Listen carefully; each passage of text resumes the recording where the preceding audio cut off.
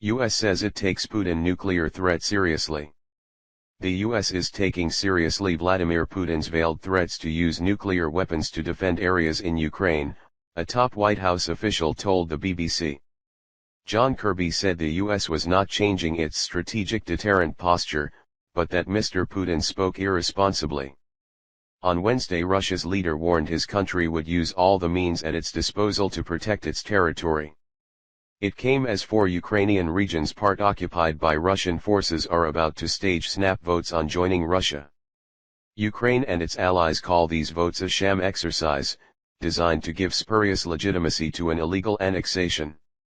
It is a dangerous precedent for Mr. Putin to be using this kind of rhetoric in the context of a war clearly that he's losing inside Ukraine, National Security Council spokesman Mr. Kirby told the BBC.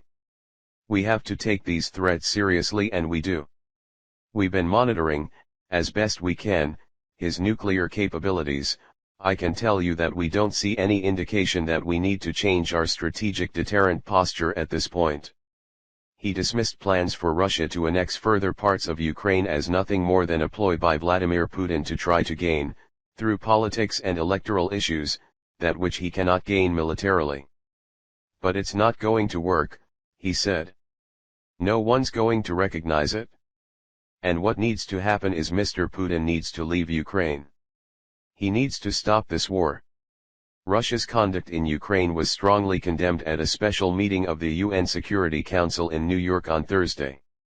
This week, President Putin said Russia wouldn't hesitate to use all weapons systems available in response to a threat to its territorial integrity, a threat all the more menacing given Russia's intention to annex large swaths of Ukraine in the days ahead, said U.S. Secretary of State Anthony Blinken. This from a country that in January of this year joined the other permanent members of the Security Council in signing a statement affirming that nuclear war can never be won and must never be fought. Former Russian leader Dmitry Medvedev said in a statement on social media on Thursday that the means by which Russia would defend itself included strategic nuclear weapons. But Russian Foreign Minister Sergei Lavrov accused some Security Council members of trying to impose a false narrative on Moscow's operations in Ukraine, and restating allegations that ethnic Russians had been persecuted by Ukrainian government forces. There's an attempt today to impose on us a completely different narrative to show Russian aggression as the origin of all the tragedy, Mr. Lavrov said. This ignores the fact that for over 8 years the Ukrainian army and fighters from the nationalist formations killed and continue to kill inhabitants of the East Ukrainian region of Donbas with impunity simply because they refused to recognize the results of the coup d'état in Kyiv.